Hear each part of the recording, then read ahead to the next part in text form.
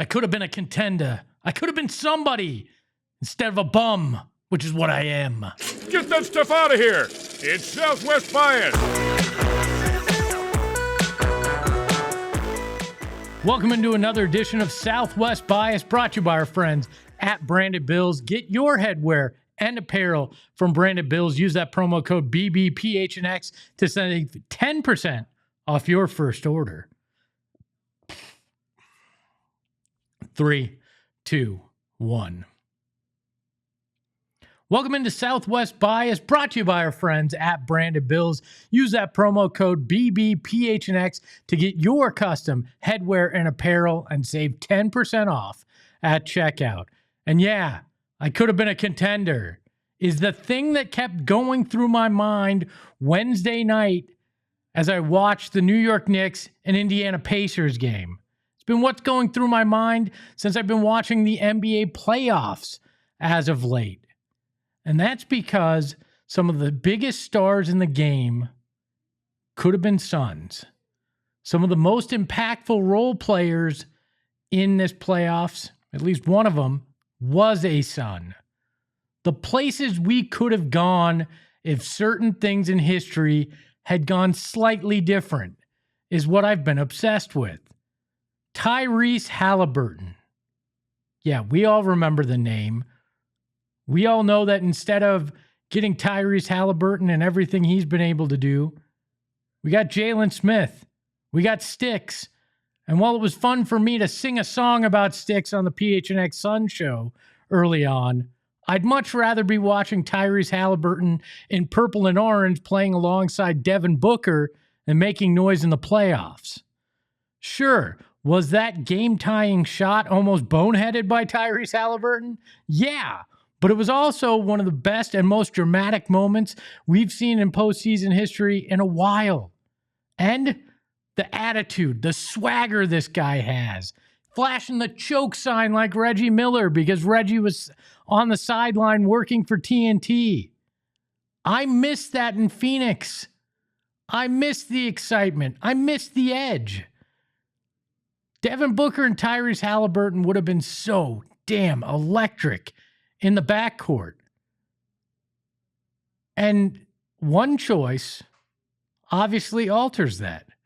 In a draft that the Suns were in need of a backup point guard, in need of help at point guard, and they didn't go with Tyrese Haliburton. And look, the NBA landscape is littered with these moments, right? Not just for the Suns, with every team, because nobody hits 100% when it comes to the draft. You just can't. It's impossible. But some of these moments stick out like a sore thumb. Another guy that, yeah, could have been paired right next to Devin Booker, who's been dominating not just in the NBA playoffs, but all season. The MVP of the league, Shai Gilgeous-Alexander, could have been in the backcourt with Devin Booker. On draft night, then GM Ryan McDonough had a deal essentially complete to trade their pick and a handful of other things, including that draft pick, the 2021 draft pick that was so coveted from Miami at the time, to get Shai. Yeah, the current league MVP could have been in a backcourt with Devin Booker. But instead, the former disgraced owner reportedly, from what I've heard, yelled and complained and killed the trade while there. So much so that the GM on the other end of the phone, the front office on the other end of the phone, could hear it. So no Shai Gilgeous-Alexander. That could have been one of the most electric backcourts, yet again, not just Haliburton, that you could have had. But if you go back a few years, you could have had Shai Gilgeous-Alexander. And instead of winding up going completely in the tank again and having your GM fired, your head coach fired, and all the drama that came along with that, you could have had one of the most dynamic young backcourts in the NBA. Now, who knows what would have happened at that point? You probably never get Chris Paul. you probably don't wind up making that 2021 NBA Finals. At least you definitely wouldn't have in the way that it was built, and you probably don't get the same kind of bubble run. History would have been significantly different. But what you would have had is a guy that had the potential to become an MVP in the league on your roster, and that's never a bad thing. I mean, hell, they had a chance with that with Kawhi when Lance Blanks, rest his soul, was the GM, and because he sweat through his suit, they didn't take him. And instead, they took Markieff Morris. Like I said, these drafts are a crapshoot, but unfortunately for the Suns, it's happened a hell of a lot where the mistakes have come back to bite them in the ass. And that's what these playoffs have continued to remind me, that little moments have a big impact, both in the positive and the negative. Another one, and if the Shai Gilgeous-Alexander trade had gone through, if SGA wound up a Phoenix Sun, you never would have had Mikal Bridges because that trade wouldn't have materialized.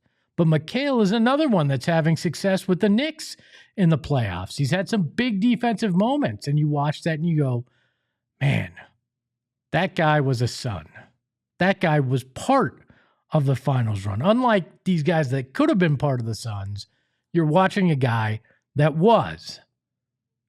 Now, I still stand by 10 out of 10 times, if you can get one of the top 8 players of all time in the NBA while they're still playing at their peak, you make that deal. Hindsight is a miracle drug that makes everything either look good or bad. And that's what's going on when it comes to the Kevin Durant trade. But in the moment, there was very few people that looked at it and said, you cannot do this. And it'd be revisionist history for me to sit here and say otherwise. But watching Mikal Bridges have this success, watching him, what he became in Brooklyn, what he's been able to do in New York, you go, damn, would be nice to have that on this roster right now. But as the Suns enter this offseason, that's going to have a big impact on the way the future looks here in Phoenix. If contention is something that can happen in the remainder of Devin Booker's career, if the Suns can get back to the heights that we saw him in before, that's going to be determined by what moves are made this offseason. How do you draft? Can you make the smart moves where you look back at these inflection points and you go, that's where Brian Gregory and the Phoenix Suns, Matt Ishbia and the Phoenix Suns made the right move that led to the success? We're going to find out. But I know if you're anything like me, we can't take another playoffs where we're seeing our almost X's and our actual X's having success while we're sitting at home 10 games under 500 and not even in the dance. But maybe that's my Southwest bias. On the other side of the break, I'm going to tell you the one name on the Suns coaching list that must, and I say must, wind up in that head coaching seat. I want to welcome our new friends from Mountain America Credit Union into the Southwest Bias family because everybody needs a checking account. And with Mountain America's My Style checking account, you're going to get some of the best perks in the business. I want to read these point blank because they're so good. I don't want to miss anyone. Restaurant deals, mobile phone protection. Have you ever dropped your phone? I have, and I've shattered the screen, and I didn't have any protection, but Mountain America wants to get you that protection. Telehealth access, because we know that health insurance and healthcare is so important. Identity protection, so nobody can pretend to be you and access your funds. Loan rate discounts, which right now in this world, if you're trying to buy a car or a home, you need some loan rate discounts. You're going to get offers on travels and events and oh so much more with the My Style. Your lifestyle at a Mountain America Credit Union is going to be spectacular. So visit macu.com/mystyle to apply. Remember, membership required based on eligibility. Some benefits require no cost registration and activation. Terms and conditions apply, and they are issued by NCUA. You know them, you love them. It's Circle K. And if you aren't part of the inner circle already, what in the world are you waiting for? How many times can I tell you about the inner circle before you download that Circle K app, put in your phone number, and enjoy a world of savings? You're going to get 25 cents off your first 5 fill-ups. Then you're going to get 3 cents off, and then you're going to hit that ESPO level and you get 5 cents off. And then they're going to randomly text you about fuel days where you can save upwards of 40 cents off per gallon. Really, they're just giving you great perks for nothing. You're just sitting there. Sign up now so you can save. You're also going to get great deals on some of their food, their drinks, everything and anything that you love about Circle K. You're going to have an opportunity to save a little on it by becoming an Inner Circle member. So join for free by downloading that app and do it today, because terms and conditions apply at participating locations. Visit CircleK.com for details and tell them Espo sent you. I told you there's one name on the Suns finalist list for a head coach, one of the remaining names that should get the job. And no, it's not any of the ones with ties to Michigan State. There's one name that is still coaching in the playoffs right now. That was part of a group that knocked the Suns out of the playoffs and started their spiral this past year. Micah Nory, the Minnesota Timberwolves assistant head coach, is the right man for the job. Now, it might be for an odd reason. I think he very much is the kind of guy that has the X's and O's knowledge to do this job. But as we've seen over the last few years, just having an ability with the actual game of basketball and being able to devise strategies isn't enough to win in this league. You need to be able to connect with players. You need to be able to hold them accountable while keeping them still liking you and listening to you. You have to be able to both use the carrot and the stick to motivate them. You have to have an understanding of who you are and embrace that. And it doesn't hurt if you're likable with the media and the fan base. Micah Nory checks all those boxes. If you have not seen this man's mid-quarter interviews or halftime interviews, watch this clip and you're going to kind of understand why I might like him a little bit. Sure, being funny and witty with a sideline reporter isn't a prerequisite for a head coaching job in the NBA. But you know what it tells me? It tells me that he doesn't necessarily take himself too seriously, which I think was part of the problem last year in Phoenix. We heard Coach Budenholzer had problems communicating with his players, that at times he was dismissive or even rude when you heard the rumors of what he had supposedly said to both Devin Booker and Bradley Beal at times. That does not work in today's NBA. Maybe that was the archetype of coaching in the 80s and the 90s. It's not anymore. If you can't connect to your players, it doesn't work. If you take yourself too seriously, it doesn't work.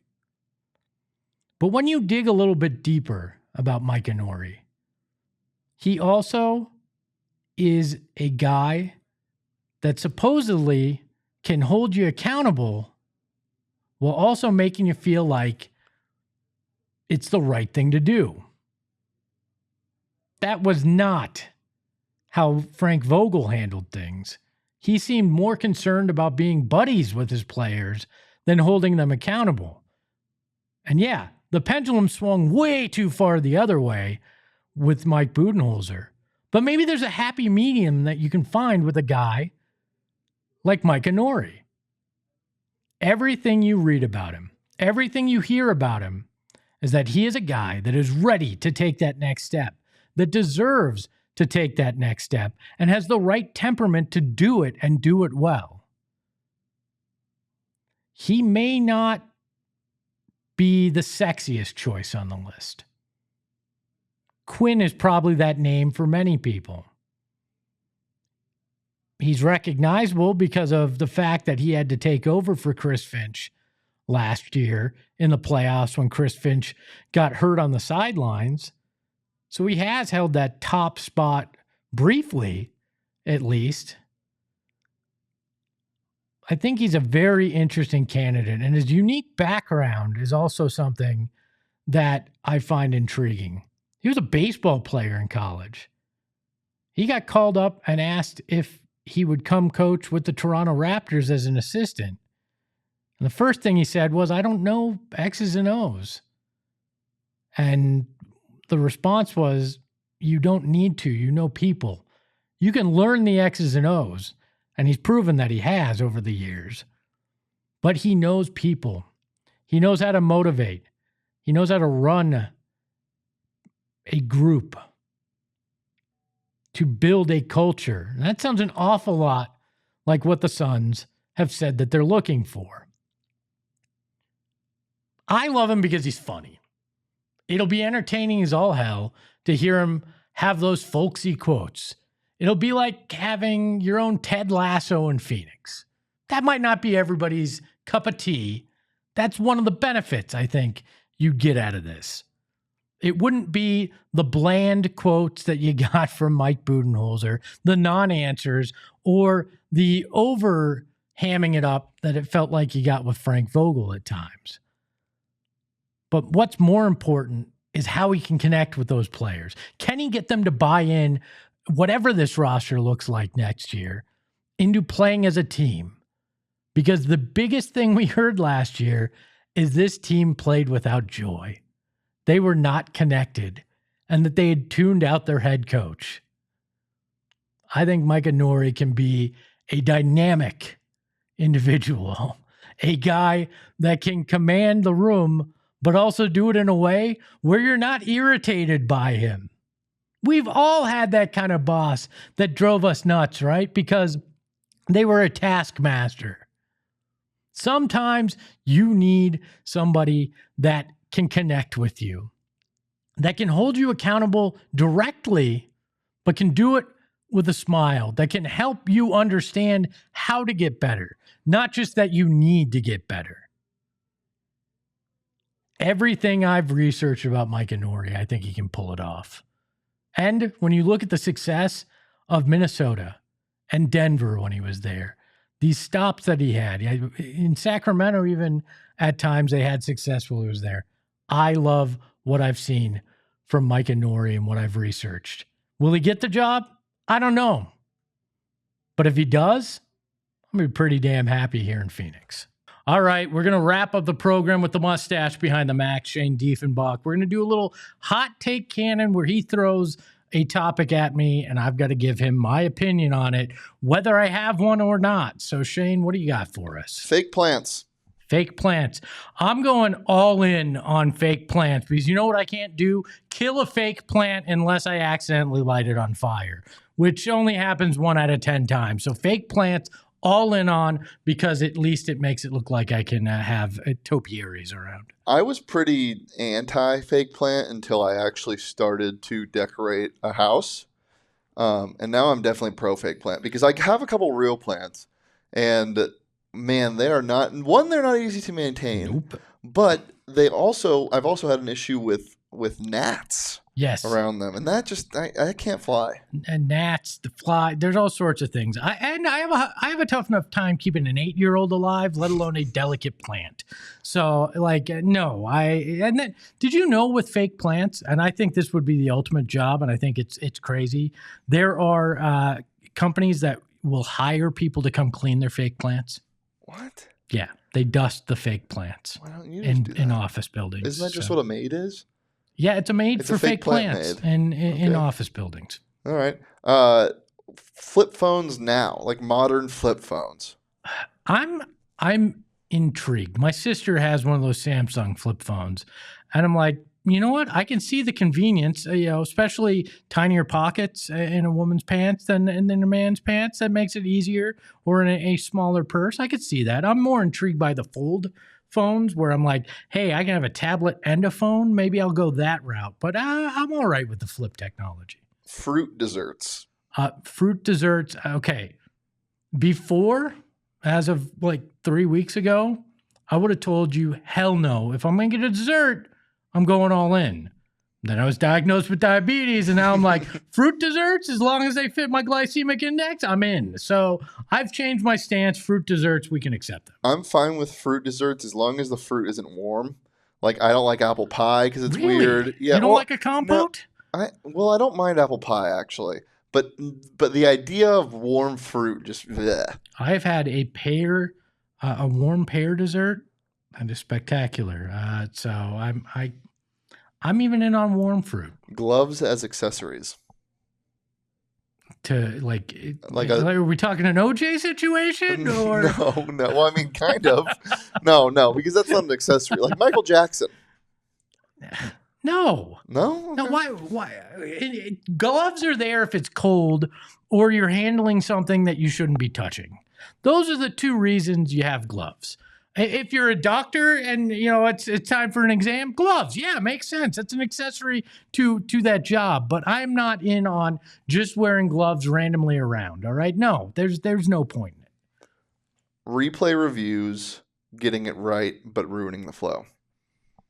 I think there should be replay reviews in every aspect of life, not just sports. That would be great. So I am all in on replay reviews. You ever been in an argument with somebody and they're like, I never said that. Today.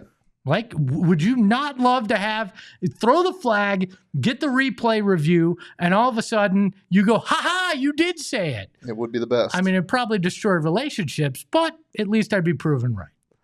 All right, last one. Quarters in women's college basketball as opposed to halves. I think all sports, if they're same male or female, should follow the same basic tenets, right? It should be quarters and quarters. So right? you think that the men's college basketball game should switch to quarters? Yeah. I'm anti that. I love the half. Why the half? Because it fits so much better in college. It's just like there's so much chaos in that sport by itself that the half feels right for the setting. But they're never going to play a half of basketball again. They're going to play quarters if they go to the next level. Then compartmentalize the half. If you're going to go halves, every level of basketball should be halves. Men's and women's, everything should be halves, right? Like, why are we doing quarters some places and halves other places, right? I want all or nothing. I'm a believer in all or nothing. I'm a black and white. Unless it's fruit desserts. Well, that's different. Circumstances change sometimes, but no, you have to set a standard. Is that all you got? Is there another one? Let's go one more. One more. Spritz drinks, like Aperol spritzes. I'm in. Yeah. I like a spritz. It's the summer too. It is. I've been making my own. Ooh. They're fantastic. I might break the diet to try a mustachioed spritz. All right. Oh, that's horrible. Take that as you will. That is another edition of Southwest Bias. Thank you to our friends at Brandon Bills. Remember to use that promo code BBPHNX. You're going to save 10% off. A big thanks to Shane Defenbach, who is back behind the Mac. And we got a big announcement coming up, so stay around with us over the next week or so. Big thanks to Deef there. And big thanks to you for watching. And, we'll catch you next time here on Southwest Bias. Ahoy, hoy.